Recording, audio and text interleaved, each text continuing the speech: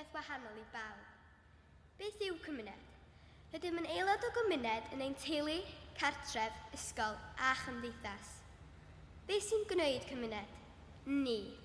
Rydyn ni i gyd yn wahanol, dylen fod yn falch o'r hyn yr oeddem, yr ydem ac y bydden yn y dyfodol.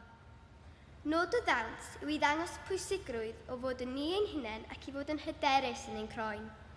Rydym i gyd y gryf, ond fel cymuned rydym yn gryfach. Rydym i gyd yn gobeithio eich bod yn mwynhau y ddawns a'r taith o amgylch ein cymuned.